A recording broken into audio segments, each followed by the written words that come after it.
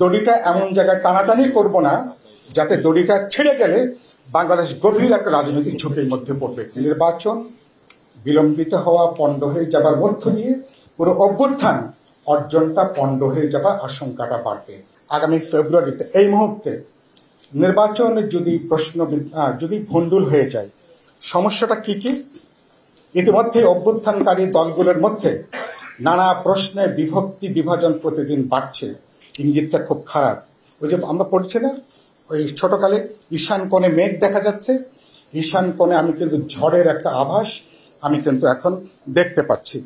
দুই হলো, ইলেকশন যদি স্থগিত হয়, যদি পণ্ড হয়ে যায়, ও এমনকি ফ্যাসিবাদী শক্তি বাদ দেন, অভ্যুত্থানকারী দলগুলোর মধ্যে, শক্তিগুলোর মধ্যে ভাগ বিভাজন, হিংসা এটা বাড়বে এবং এটা রাজপথে একটা সহিংস বিরোধ বৈরিতাও এটা পর্যবেসিত হওয়ার ঝুঁকিটা বাড়বে, আশঙ্কাটা বাড়বে। একটু হিসাবের মধ্যে এগুলোকে নেওয়া দরকার। দুই হচ্ছে, আমি প্রায় বলে আসছি গত কমাস ধরে একটা সামাজিক নৈরাজ্য এখন চলছে। এই নৈরাজ্য খুবই দ্রুত দলগুলোর মধ্যে যখন বিভক্তি বিভাজন বাড়বে, সামাজিক নৈরাজ্য ইমিডিয়েটলি একটা রাজনৈতিক নৈরাজ্যে এটা টার্ন নিতে পারে। সে ব্যাপারে আমি খুবই উদ্বিগ্ন, আমার খুব গভীর একটা আশঙ্কা আছে এবং এ ধরনের একটা পরিস্থিতি তৈরি করবার জন্য দেশের ভেতরে, আমাদের সীমান্তের চারপাশে অনেকেই কিন্তু অপেক্ষা করছেন।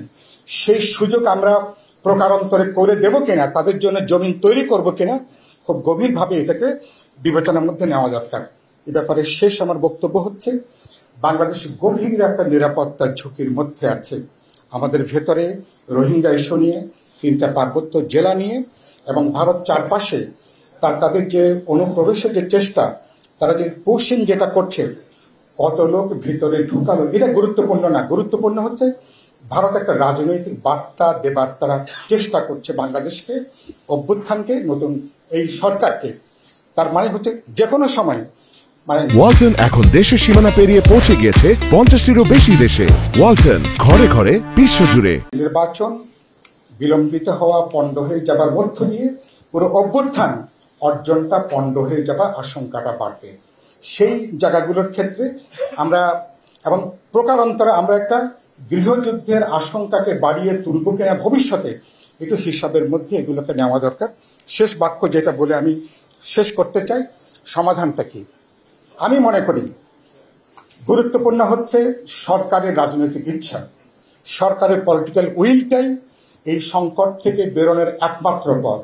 ঐক্যমত্য কমিশন তাকে সহযোগিতা করার চেষ্টা করছেন, আমরা রাজনৈতিক দলগুলো চেষ্টা করছি, নাগরিক সমাজের সমস্ত অংশ প্রত্যেকে আমরা চেষ্টা করছি একটা গণতান্ত্রিক উত্তরণের ভেতর দিয়ে যাবার জন্য।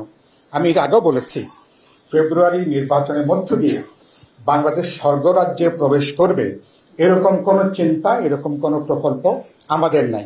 কিন্তু একটা জিনিস আছে, আমরা একটু গণতান্ত্রিক, দায়বদ্ধ, সংবেদনশীল এবং একটা ভারসাম্যমূলক একটা রাজনৈতিক ব্যবস্থা দিকে হয়তো আমরা যাত্রা শুরু করতে পারবো। এইটুকু অর্জন যদি আমরা রক্ষা করতে না পারি, সত্যি সত্যি অভ্যুত্থানের কিন্তু অর্জন বিসর্জনে যাবে, আমছালা দুটোই যাওয়ার কিন্তু আশঙ্কাটা আছে। আশা করি প্রত্যেকে বিবেচনার মধ্যে রাখবো। ঐক্যমত্য কমিশন তারা খুব অসাধারণ বুদ্ধিমত্তার পরিচয় দিয়েছেন।